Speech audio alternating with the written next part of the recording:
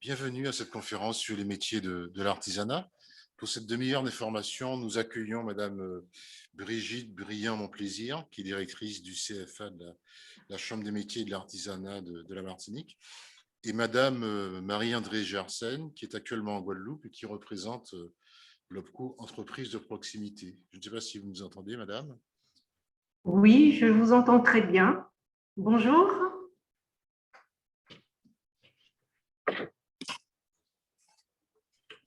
Non, on ne vous entend pas. Alors, le temps que le... Très bien. Alors, écoutez, je pense que vous entendez, Madame Gersen, vous allez bientôt vous entendre. Je vous entends très bien. Et maintenant, vous m'entendez mieux? Voilà, maintenant, on vous entend. Très bien. Mais donc, bonjour, Mesdames Gersen et Briand-Monplaisir. Nous allons commencer par vous, Madame Briand-Monplaisir. Votre CFA a 40 ans d'existence. Est-ce que vous pourriez nous le présenter dans son offre et son périmètre et domaine d'intervention? Tout à fait. En effet, nous sommes l'un des CFA les plus anciens sur le département. Créée en 1975, elle avait pour objectif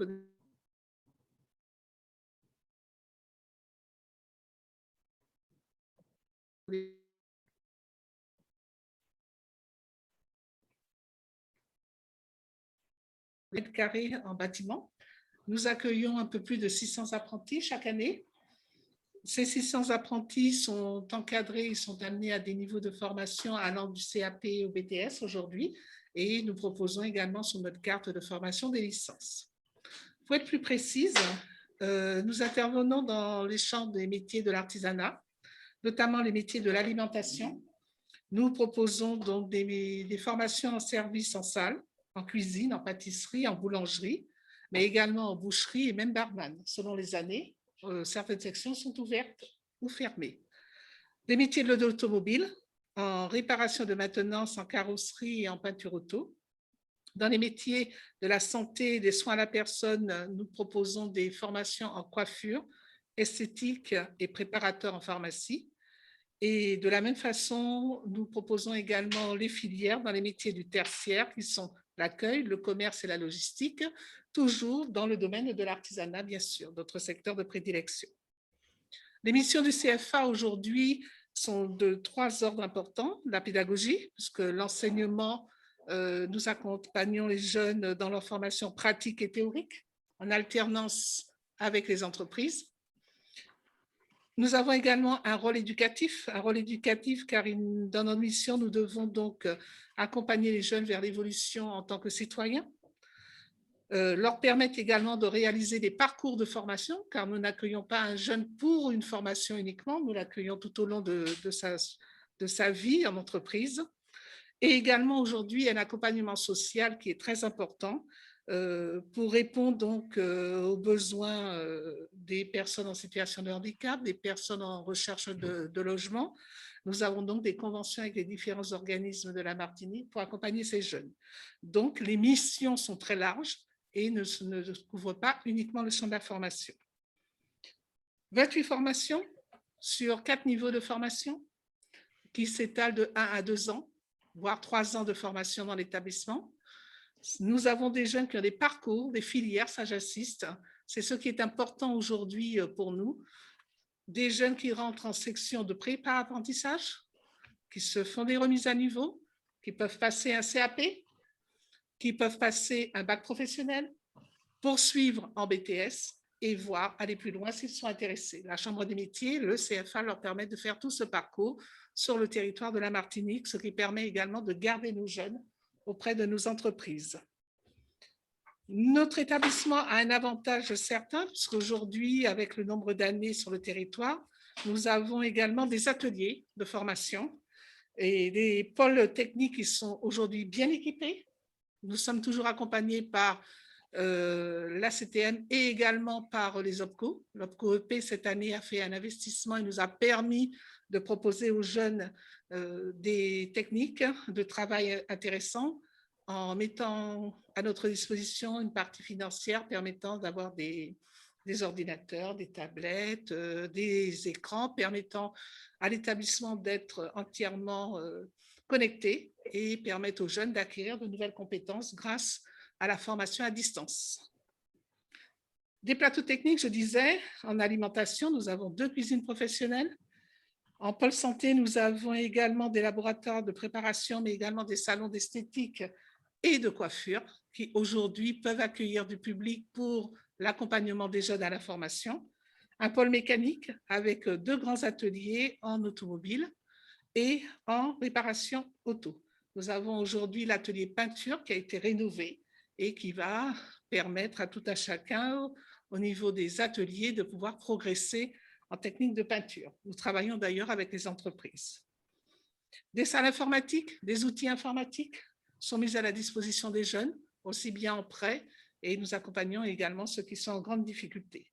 Donc, le CFA de la Chambre des métiers a évolué, il continue d'évoluer et essaye de s'adapter régulièrement, je vais dire, à l'évolution des métiers, à l'évolution de la technologie.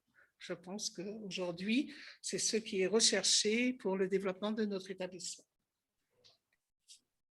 Je pense avoir donné l'essentiel. J'invite les jeunes à regarder sur notre stand numéro 4 aujourd'hui pour la journée de l'apprentissage, mais également sur les réseaux sociaux, nous sommes présents, également sur le site internet de la Chambre des métiers. Une part importante est mise en exergue dans le module formation. Et dans ce module formation, vous pouvez trouver donc le catalogue de formation, reprenant au niveau 5 les filières de l'alimentation, l'automobile, des services et des soins à la personne, reprenant également les différents métiers que nous proposons, la boulangerie, la cuisine, mécanicien, polyvalent de commerce, esthétique, coiffeuse, pâtissier, glacier. Il est important également de savoir que nous faisons des options dans des métiers.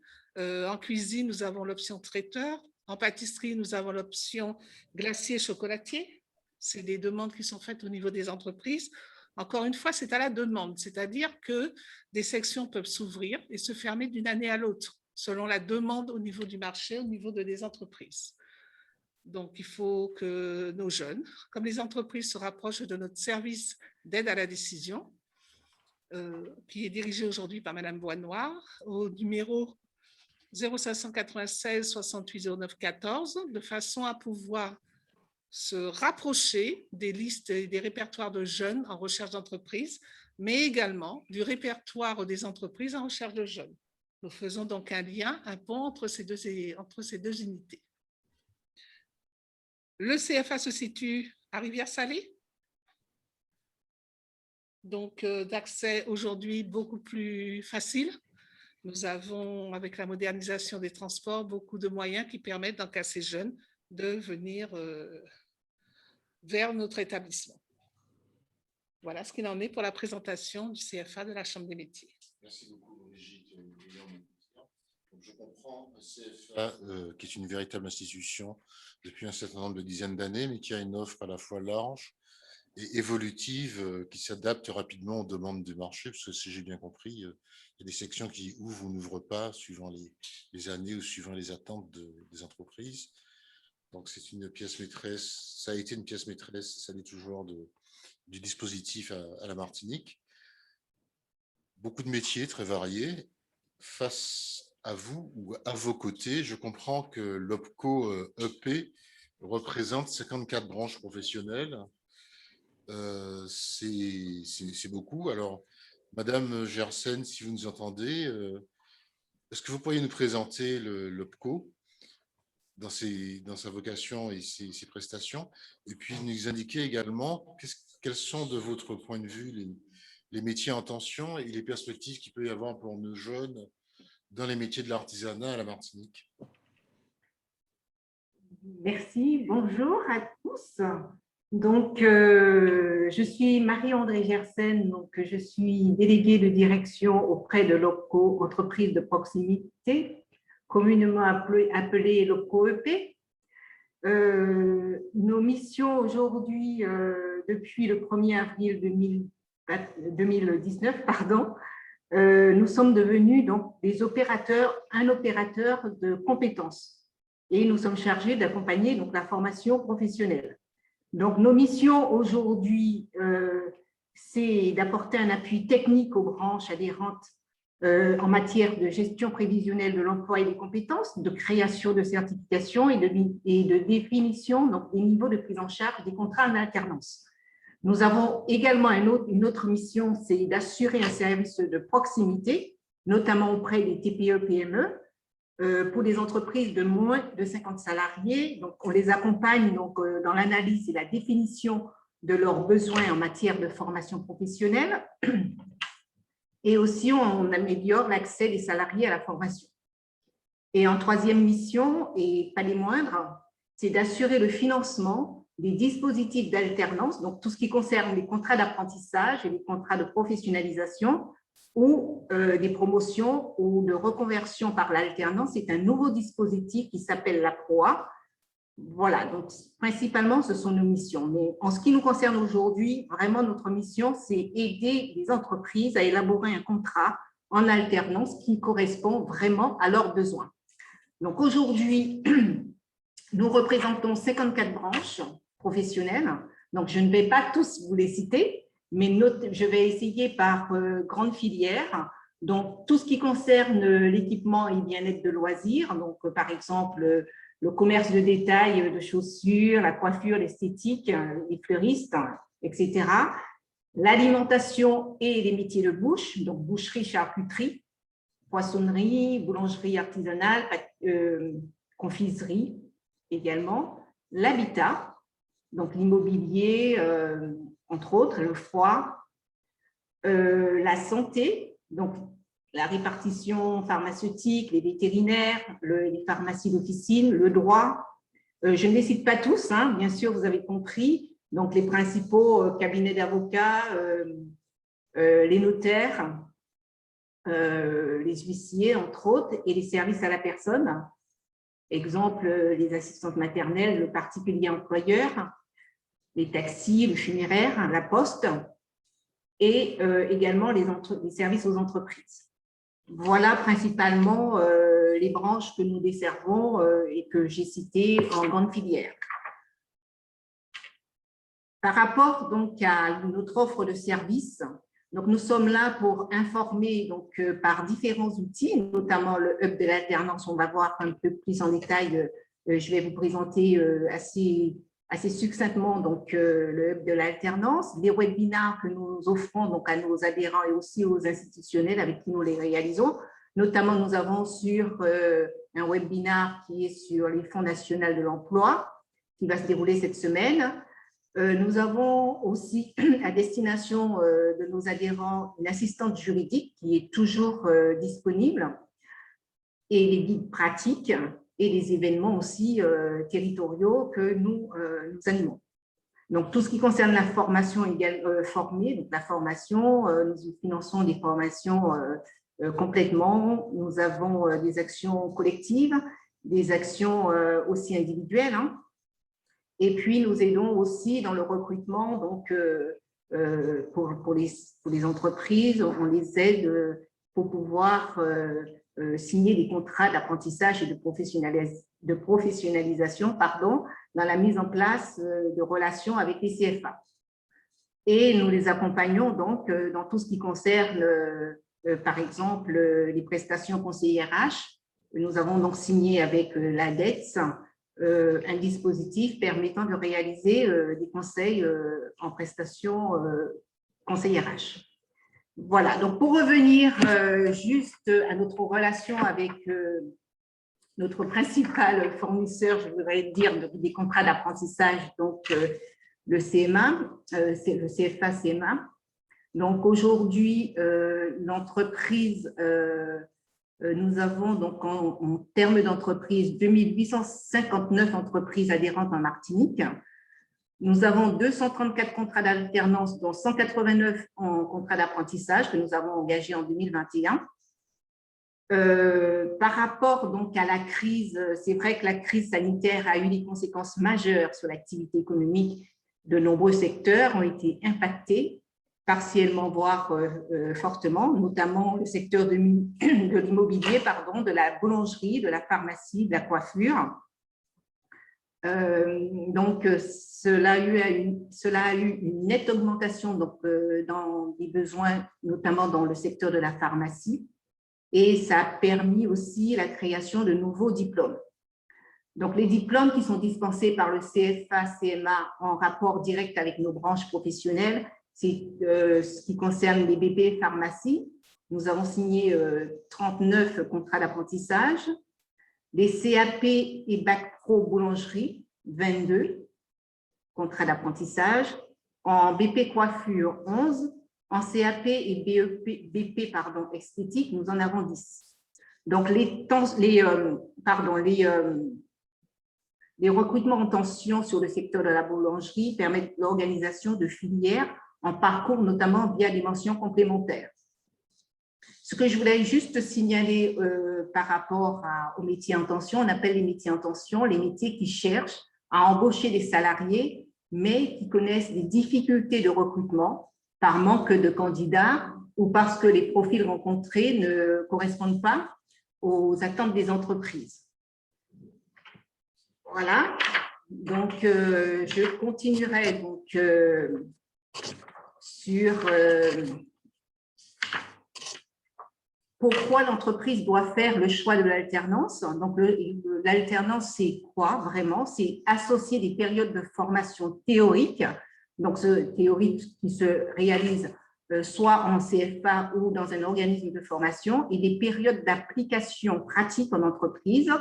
Donc, les contrats en alternance sont donc des dispositifs clés pour recruter de nouveaux salariés et les former à des métiers qui sont propres à l'entreprise. Donc, quand on fait le choix de l'alternance pour une entreprise, c'est visiblement s'impliquer dans la réussite professionnelle des jeunes. Donc, favoriser un retour à l'emploi des demandeurs d'emploi sur des parcours de formation qualifiantes ou certifiantes qui correspondent aux besoins de compétences de l'entreprise.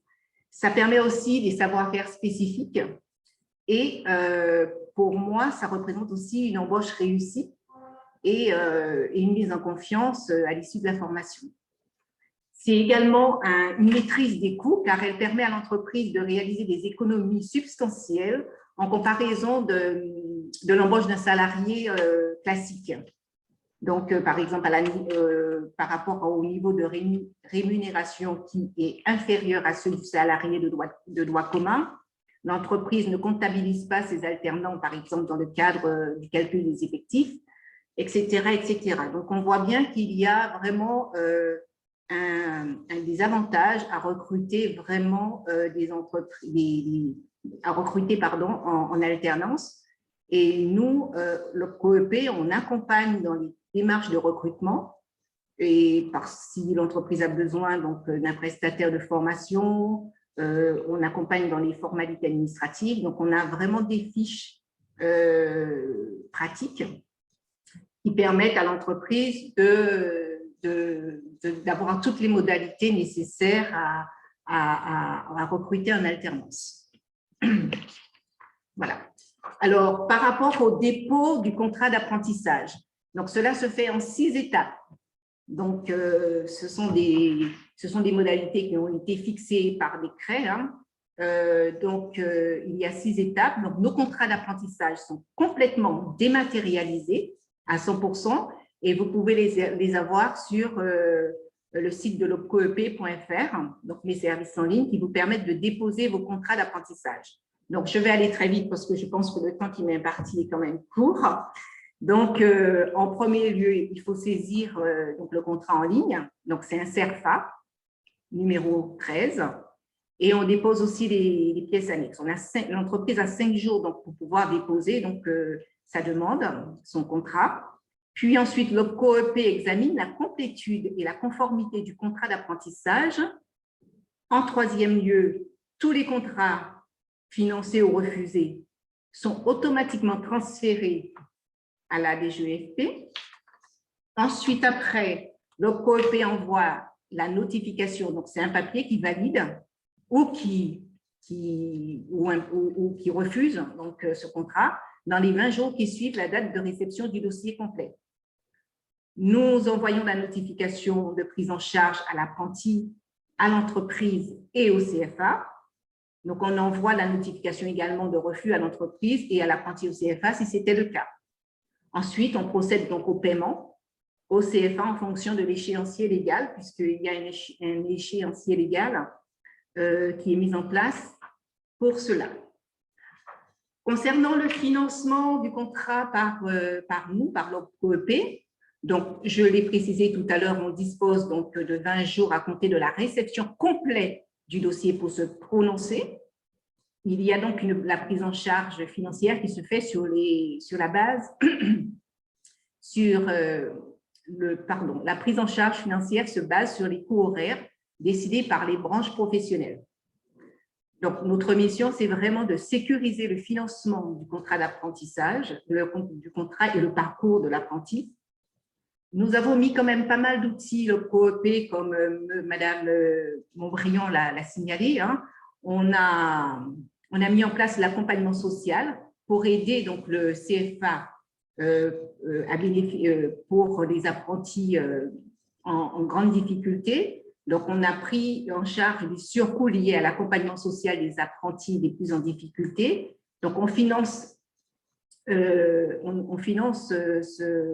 cet accompagnement social lorsque l'accompagnement social se fait en interne à hauteur de 300 € et lorsque cet accompagnement se fait par un prestataire externe au CFA, c'est de l'ordre de 500 €. Voilà. Comme elle a souligné, Madame Montbriand, nous avons également réalisé pour le développement de l'apprentissage en 2020 un appel à projet auprès des CFA afin de soutenir leur effort d'investissement en équipement nécessaire à la réalisation des formations parce que ça nous tenait à cœur et c'était des projets qui étaient soit des projets sur la digitalisation ou soit des projets équipement sur les métiers. On passe à l'aide exceptionnelle, donc à l'alternance. Donc, le montant de l'aide qui jusqu'à présent était réservé aux entreprises de moins de 50 salariés est doublé en portant à 8 000 € pour un apprenti majeur et un contrat de pro et à 5 000 € pour un apprenti mineur et un contrat de pro. Pour en bénéficier, donc, il y a 3 conditions qui sont réunies. Donc, chaque contrat d'apprentissage devra être signé entre le 1er juillet 2020 et le 31 décembre 2021. Pour des recrutements en apprentissage visant l'obtention d'un niveau master, niveau 7 au maximum, et en contrat de professionnalisation visant le même niveau, un CQP ou un contrat de professionnalisation expérimentale. Un contrat de professionnalisation expérimentale, c'est un contrat qui se caractérise par l'acquisition de compétences définies par l'employeur et le COEP en accord avec le salarié, favorisant ainsi une formation fortement opérationnelle. Donc, en utilisant ce type de contrat, c'est vraiment cibler les besoins de l'entreprise. Et les entreprises de 250 salariés et plus devront justifier avoir atteint le quota de 5% de leur effectif en 2021.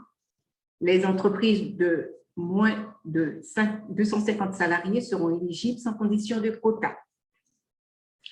Alors, pour le COEP, pour pouvoir vraiment accompagner tout le développement de l'apprentissage, nous avons créé un outil performant qui s'appelle le Hub de l'alternance et c'est un lieu unique de convergence des entreprises, des candidats à l'emploi, des CFA ou des organismes de formation qui s'engagent en faveur de l'alternance pour concrétiser les projets recourant au contrat en alternance. Si vous voulez, c'est le point d'entrée pour découvrir les métiers. Donc, l'avantage pour l'entreprise, c'est évaluation du coût d'un contrat, identification de l'offre de formation. Et les entreprises peuvent déposer des offres d'emploi. Il y a une candidatèque complètement dématérialisé. Il y a aussi la fonction dématérialisée pour déposer pour la réalisation du contrat. On outille aussi les RH sur pas mal de thématiques, hein, comme rédiger une offre d'emploi, recruter, etc. Et pour les jeunes, c'est leur faire découvrir l'alternance, les entreprises qui recrutent en alternance, les CFA et les organismes de formation qui peuvent proposer aux entreprises des candidats, et les branches professionnelles qui visent à promouvoir leur métier. Donc, tout ça est accessible par Internet. Hein. Vous pouvez y aller directement en tapant le hub de l'alternance et vous pouvez donc découvrir cet outil qui permet vraiment d'avoir un panel quand même assez large de ce qui se fait en termes d'alternance. Et l'autre outil que nous avons développé, donc que l'OPCO-EP a développé, c'est un outil qui s'appelle CFacile, donc qui permet une intermédiation qui est renforcée et une mise en relation totalement dématérialisée pour transformer les besoins en recrutement qualifiés de nos entreprises via des enquêtes que nous faisons donc auprès de nos entreprises adhérentes pour faire remonter leurs besoins. Donc, ça permet donc aussi d'effectuer un accompagnement rapide et opérationnel avec les CFA et de faciliter la conclusion des contrats d'apprentissage. Donc, pour les entreprises, cet outil, c'est pouvoir être contacté rapidement par un CFA par rapport aux besoins, une accélération de la conclusion du contrat d'apprentissage et répondre aux problématiques de sourcing. Pour les jeunes, c'est de trouver plus rapidement un employeur et sécuriser l'obtention du diplôme visé. Pour les CFA, c'est placer les jeunes apprentis sans contrat inscrits aux sessions d'apprentissage, de sécuriser leurs sessions d'apprentissage et surtout de réduire les ruptures de parcours. Voilà. J'ai été un petit peu rapide sur ces points parce que par rapport au temps qui nous est imparti. Donc, voilà, j'ai fini par la présentation de l'OPCO-EP. Très bien, merci beaucoup Marie-André Gersen pour cette présentation très complète. Moi, je retiens que de vos deux présentations qu'il est possible de se former donc du CAP au Bac+3 dans des domaines très variés, rangés sous le terme d'artisanat, avec en plus une demande accrue ou en voie de structuration dans certains secteurs comme la pharmacie, la boulangerie, et que pour ça, il y a à minima un CFA de la Chambre des métiers particulièrement structuré à la Martinique, et un OPCO, l'OPCO-EP, qui non seulement réalise ses missions d'OPCO de façon générale dans ce secteur d'activité, mais en plus a mis au point des outils particulièrement performants pour accompagner les employeurs dans leur perspective de recrutement d'apprentis. Madame Brigitte Priant-Montplaisir, est-ce que vous souhaitez Alors oui, je voudrais compléter ce qui a été dit donc, par Madame Gersen, avec qui nous travaillons vraiment en étroite collaboration. L'objectif du CFA de la Chambre des métiers et de la Chambre des métiers, c'est vraiment assurer la relève dans le secteur de l'artisanat. Et pour cela, nous accompagnons les entreprises. Vous avez vu qu'il a été développé en 6 points pour la réalisation du contrat d'apprentissage. Il n'est pas évident pour les entreprises de suivre ces étapes dans les temps demandés.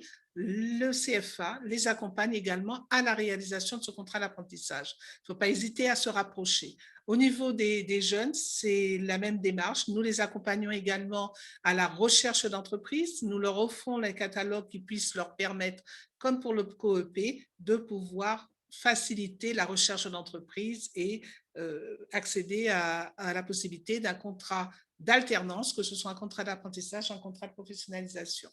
Donc, j'invite tout un chacun à venir donc, se former dans les métiers de l'artisanat. Et comme vous avez dit, nous sommes riches en offres de formation, donc il ne faut pas hésiter à nous contacter.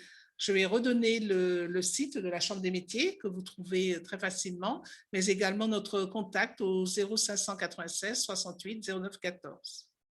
Je vous remercie tous. Merci Madame Briant, mon plaisir. Donc à tous ceux qui nous écoutent et regardent, n'hésitez pas à contacter soit le CFA de la CMA, soit l'OPCO-EP qui vous accompagneront, si vous êtes employeur ou jeune, vers l'apprentissage dans le secteur prometteur, bien que traditionnel, de l'artisanat qui est en cours d'évolution.